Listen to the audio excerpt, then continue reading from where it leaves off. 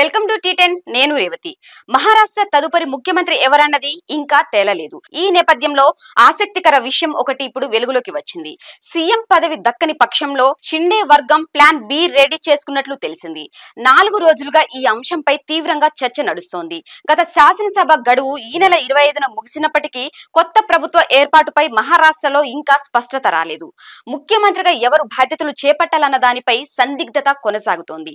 ఒకవైపు బీజేపీ అత్యధిక సీట్లు గెలుచుకున్న నేపథ్యంలో తమ నాయకుడు దేవేంద్ర ఫడ్నవీస్ కు ముఖ్యమంత్రి పదవిని అప్పగించాలని ఆ పార్టీ నేతలు కోరుతున్నారు. మరోవైపు షిండే నాయకత్వంలోనే ఈ ఎన్నికలు తమ కూటమి గెలుపొందినందున ఏక్నాథ్ షిండేనే ముఖ్యమంత్రిగా కొనసాగించాలని శివసేన కార్యకర్తలు కోరుతున్నారు. ఏక్నాథ్ షిండేని ముఖ్యమంత్రిని చేయకపోతే హోంశాఖ ఇవ్వాల్సిందిగా డిమాండ్ చేసినట్లు సమాచారం.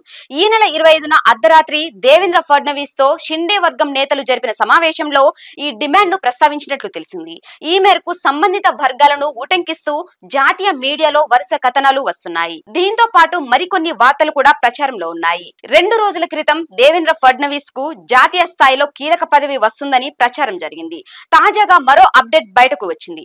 ఫడ్నవీస్ ను ముఖ్యమంత్రిని చేసి ఏక్నాథ్ షిండేను కేంద్ర మంత్రిగా, ఆయన కుమారుడు శ్రీకాంత్ షిండేను మహారాష్ట్ర ఉప ముఖ్యమంత్రిగా చేస్తారని ప్రచారం జరుగుతున్నది. మరొక ఉప ముఖ్యమంత్రిగా అజిత్ పవార్ ను ప్రతిపాదించినట్లు సమాచారం. ఈ ఫార్ములా ద్వారా 3 పార్టీలను ఆకర్షించేందుకు బీజేపీ ప్రయత్నిస్తున్నదని అంటున్నారు. ఇది షిండే గౌరవాన్ని తక్కువ చేయదని, ఈ విషయం తేలికగా పరిష్కారం అవుతుందని బీజేపీ భావిస్తున్నది. అయితే షిండే ముఖ్యమంత్రి కావాలని శివసేన నేతలు గట్టిగా ఒత్తిడి తెస్తున్నారని కూడా చెబుతున్నారు.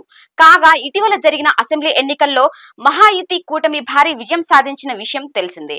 మొత్తం 228 అసెంబ్లీ స్థానాలకు గాను బీజేపీ 132, శివసేన 57, ఎన్సీపీకి 41 స్థానాలు లభించాయి. ఈ నేపథ్యంలో మహారాష్ట్ర కొత్త ప్రభుత్వం ఏర్పడటానికి మార్గం సుగమం చేస్తూ ముఖ్యమంత్రి పదవికి ఏక్నాథ్ షిండే ఈ నెల 25న రాజీనామా చేశారు.